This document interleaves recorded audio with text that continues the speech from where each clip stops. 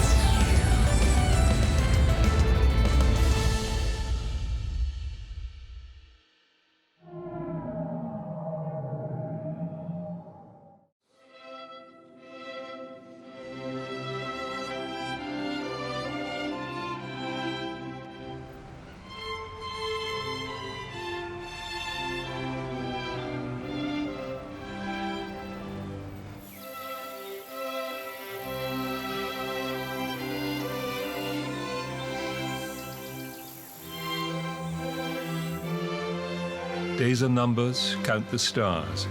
It's the first line from a popular song, but the one after is more relevant. We can only see so far, it says, and it sums up perfectly our relationship with the stars that matter so much in our lives. What is a star in the first place? Well, a star is to the cosmos what a key player is to a team, a ball of energy just waiting to be unleashed.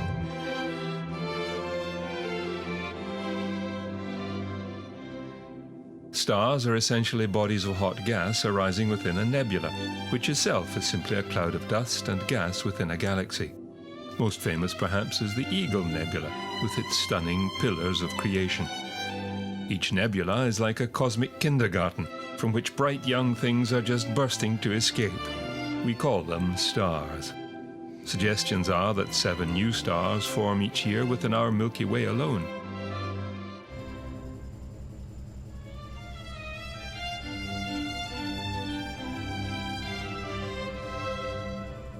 What trips the wire to kick-start the formation of a star? Usually it will be one of 3 events. The effect of an explosion from a nearby supernova, the nebulas moving through a particularly crowded pocket of space, or a flirtation with another passing star. At some stage, an area of high density within a nebula will resolve itself into a globule of gas and dust, which will then contract under the force of its own gravity. This condensing matter heats up. As the density increases, this protostar, that is to say the first iteration of the new heavenly body, starts spinning around a central axis. A new star exists in what scientists call hydrostatic equilibrium. The inward force of gravity is balanced by the outward pressure from the star's core. If there is sufficient matter, a nuclear reaction will take place, releasing a huge burst of energy, which must find its way from the new body's core to its surface. This process takes place over an enormous time span through a combination of radiation and convection.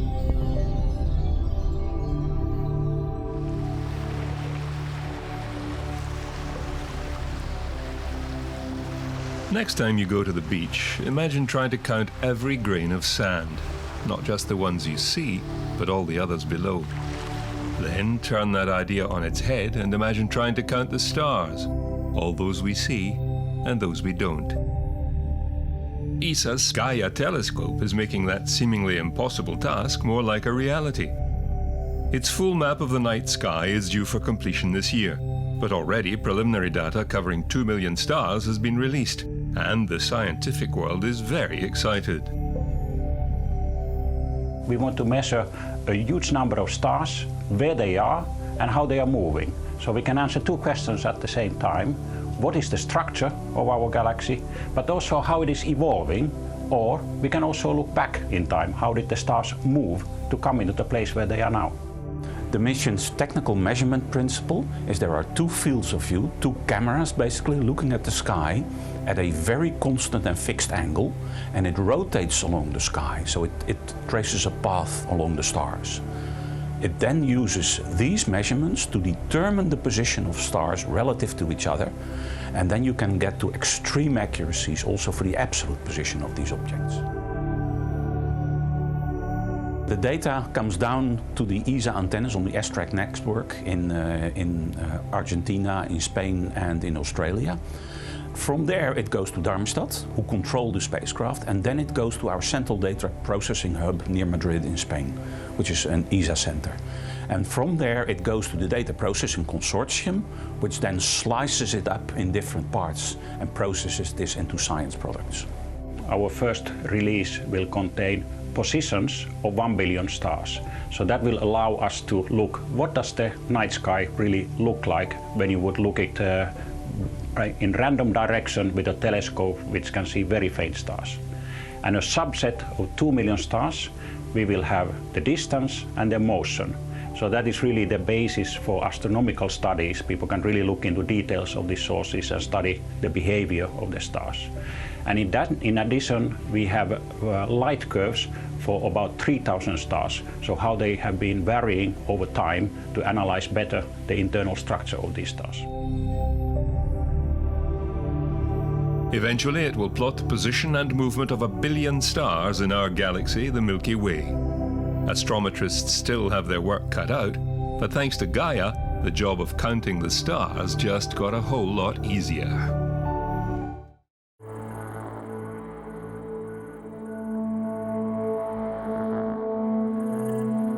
Something remarkable happened in November 2016. Astronomers discovered a new way of witnessing a star's formation. Adding to the familiar methods of transit, gravitational lensing, and direct imaging, they found a new little friend, quite literally.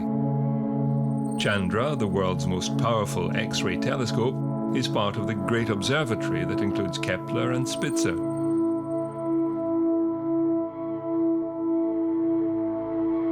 It orbits Earth some 140,000 kilometers out and is capable of fine definition of hot, turbulent areas in space.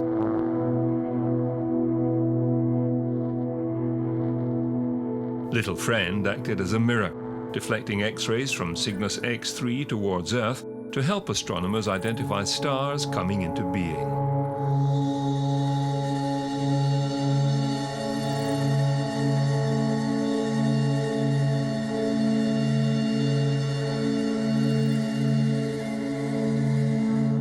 In conjunction with the Smithsonian's Submillimeter Array (SMA) system, it detected carbon monoxide and the outflow of gases, which suggest a new star in formation.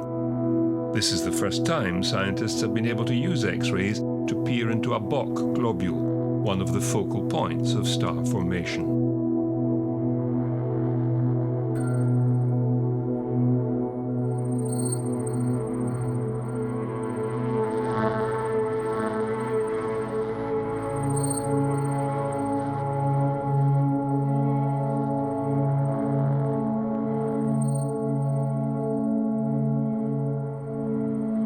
The nomenclature of stars derives from their size, which is in part a function of the phase of their life they are going through. A life, incidentally, which may extend to trillions of years.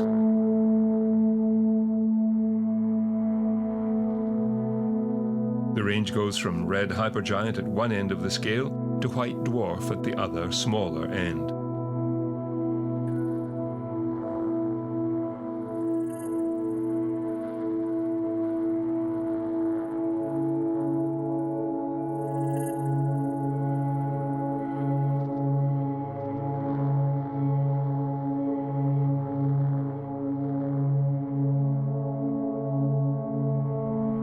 Those at the large end are far larger than our Sun. They may be billions of times greater in volume.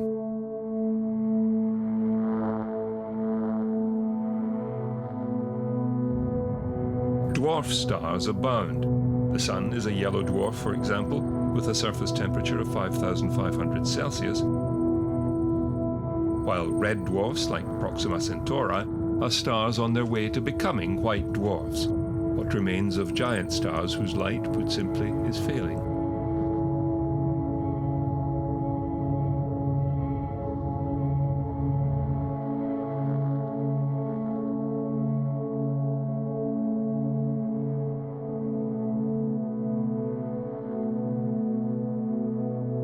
The process of a star's birth culminates in the fusion of the hydrogen at its core into helium, a process called the main sequence, to which the majority of stars belong.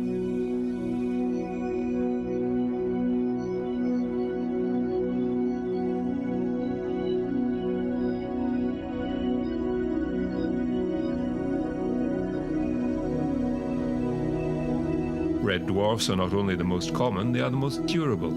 They burn at the low end of the surface temperature range at around 3,500 Celsius.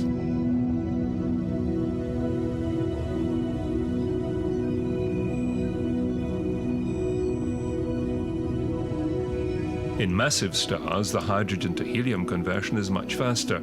Paradoxically, the bigger the star, the shorter its life.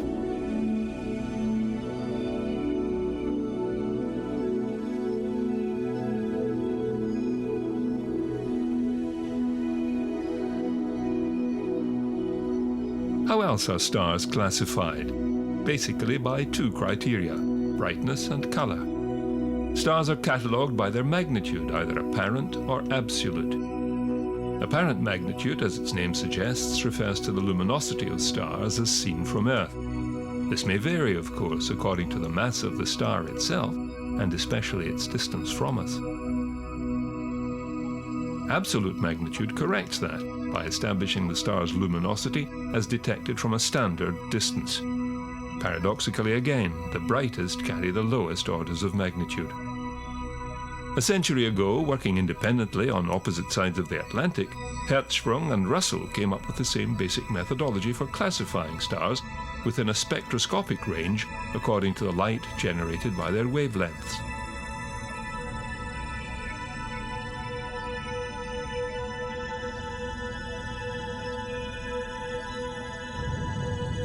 The scale runs from O to M, and, to cite some examples, from the blue of Zeta Puppis to the red of Betelgeuse or Betelgeuse.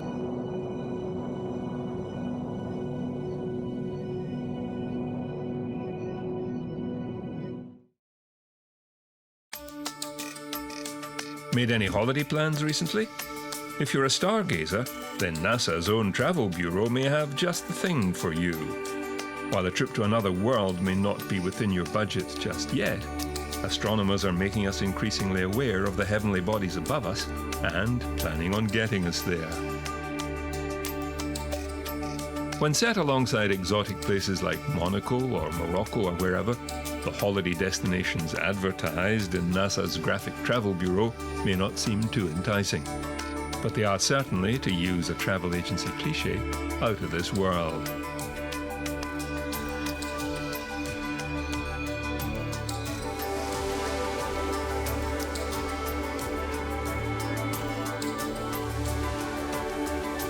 The striking images, genuine postcards from the edge we might call them, include HD 40307G. That's the very down-to-earth name for an exoplanet which astronomers call a super-Earth.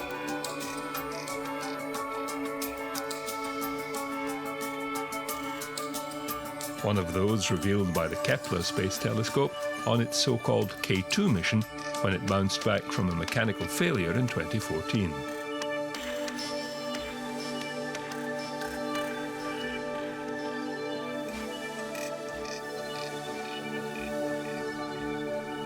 Could there be at least one planet orbiting every star in the galaxy? Already more than 3,000 of them have been confirmed, with almost the same number awaiting confirmation.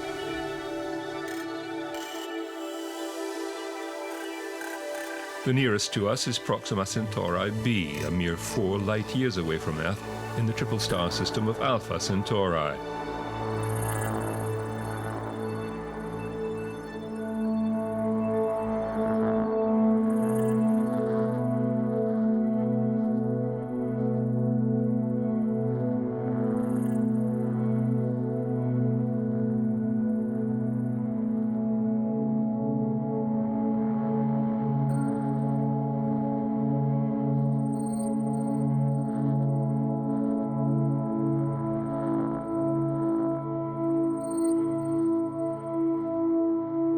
Proxima Centauri b, excitingly, is an Earth-sized planet in the star's habitable zone, the distance at which liquid water may form on its surface. Astronomers have found clear evidence of a planet orbiting the star Proxima Centauri. This alien world is the closest possible abode for life outside the solar system. The idea of celestial harps is not new, but in real down-to-earth life there is indeed a harps at the center of the search for life elsewhere in our skies. It's ESO's High-Accuracy Radial Velocity Planet Searcher, or HARPS for short, which is a spectrographic instrument attached to the 3.6-meter telescope at La Silla in Chile.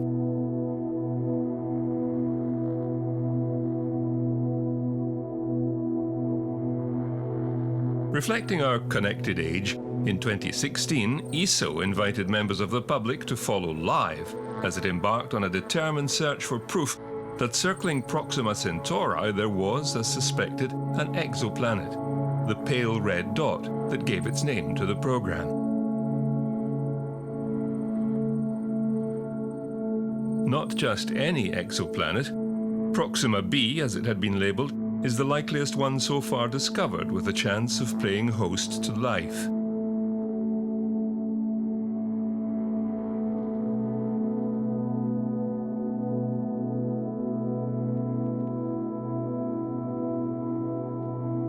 In late summer 2016 came the thrilling news.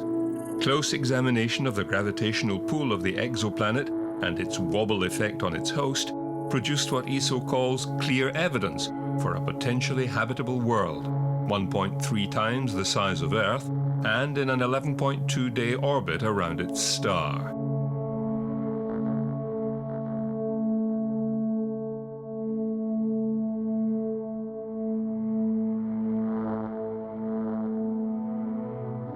Ultraviolet and X-ray radiation levels on its surface appear high, and the exoplanet is much nearer to its host than we are to our Sun. But ESO next plans to use its forthcoming Extremely Large Telescope, the ELT, and later interstellar probes to get even closer to solving the enigma of Proxima b.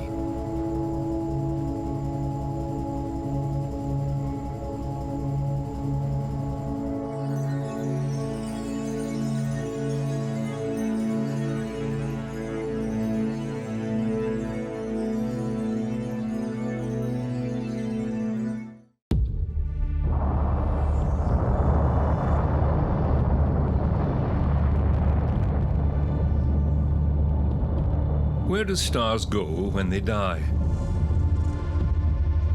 That depends on their size, or rather on their mass.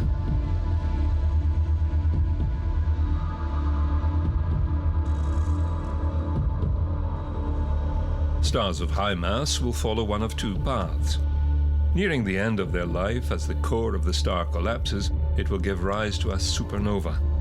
The gigantic explosion triggered when the output of energy at its core suddenly ceases. Scientists are predicting that Betelgeuse, the red giant in Orion whose mass may be as much as 20 times that of our Sun, is on its way to a supernova within the next million years. The end product of a supernova will be either a new, different kind of star, or that great unknown, a black hole.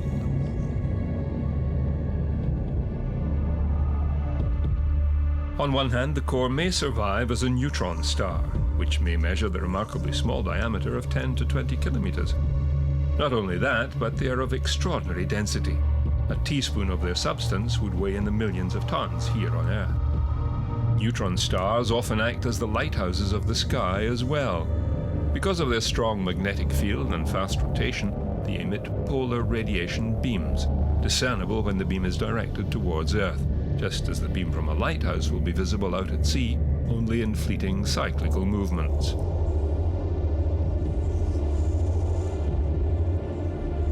The other possible fate for a dying star is to become a black hole.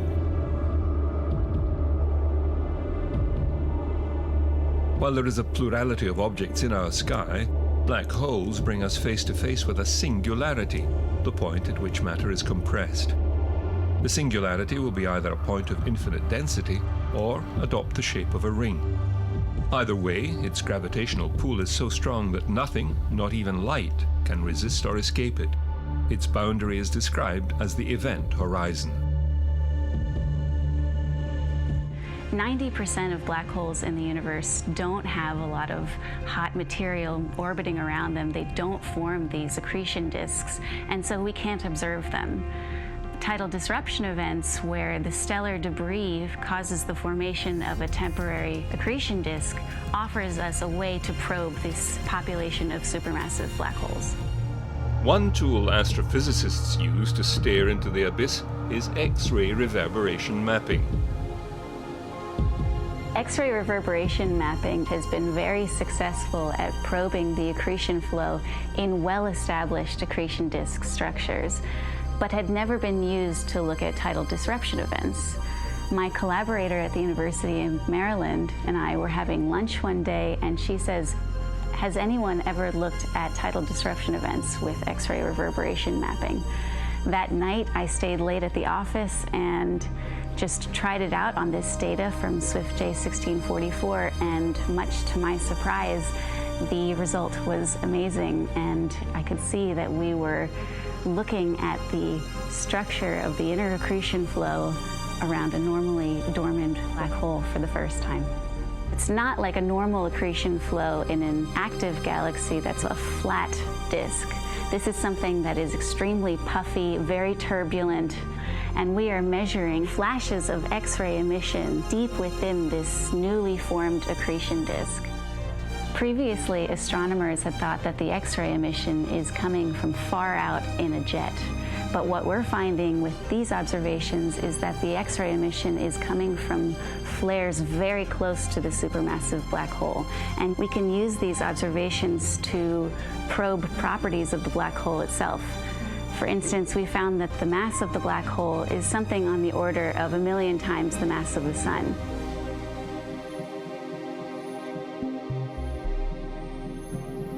The Milky Way, which contains our solar system, is itself part of a so-called local group of galaxies, including, for example, Andromeda, which in turn belong to the Virgo supercluster, 100 million light years across. When we've had a bump on the head, we say we are seeing stars. Looking at it from an astronomical point of view, the number of stars out there is enough to make anyone's head spin. And that's before we even get to the dark side.